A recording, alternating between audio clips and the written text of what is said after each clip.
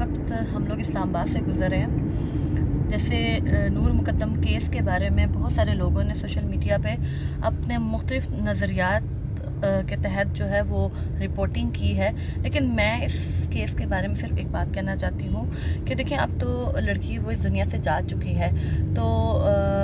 अब उसका जिसने कत्ल किया है उसको सज़ा होना बाकी है। लेकिन यहाँ पे हमारे माशरे में सबसे बड़ा जो मसला है वो ये है कि जो लोग गरीब होते हैं, जब वो जुर्म करते हैं तो उनको सज़ा मिल जाती है, लेकिन जो अमीर हैं शायद उनके लिए कानून जो है वो यहाँ पे हमारे मुख्तलिफ है। और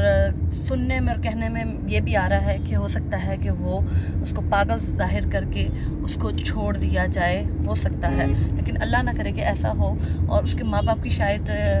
कैफियत को, हालत को शायद वही माँ बाप समझ सकते हैं जिनकी जवान औलाद जो है वो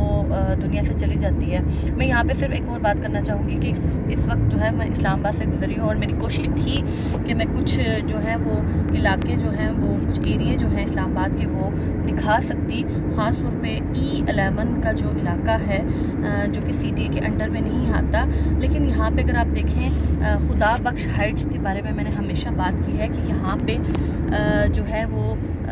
दूसरे शहरों से जो लड़कियां हैं वो यहाँ पे आके कुछ नौकरी के सिलसिले में आती हैं, कुछ यहाँ पे पढ़ाई के चक्कर में आती हैं, और यहाँ पे आके वो पार्टीज़ करती हैं और लोगों से रिलेशनशिप जब बनाती हैं, यहाँ पे रहती हैं, तो उनके वालिदैन को बिल्कुल भी नहीं पता होता। तो और देखें, उससे भी बड़ी बात ये होती है कि जब फिर कोई हादसा हो जाता है तो फिर हम लोग जो है वो मेरा जिस्म मेरी मर्ज़ी को जो है वो गालियाँ देते हैं कि ख़वातीन जो हैं वो इस चीज़ को प्रमोट करती हैं, लेकिन हम लोग जो है वो वालिदैन जो है वो अपनी औलादों पे कंट्रोल नहीं करते, उन पे नज़र नहीं रखते कि वो लोग जो हैं वो क्या कर रही हैं। मैं इसके साथ साथ एक और बात करना चाहूँगी। खुदा बख्श हाइट्स E11 में, इसी तरह PHA के फ्लैट हैं G11 में, इसी तरह से आप देखें कि इस्लामाबाद में जो पोश इलाके हैं वहाँ पे जो है वो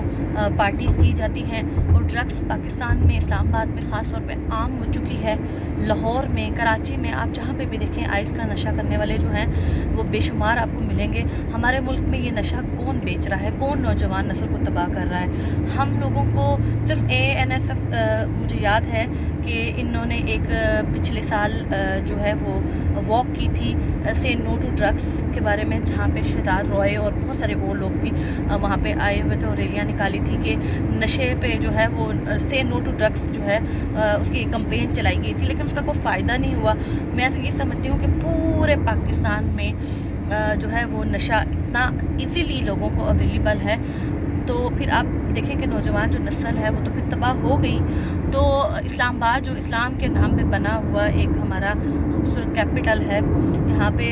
इस्लाम तो खैर कहीं नज़र नहीं आता, लेकिन यहाँ पे रहने वाले जो आबाद लोग हैं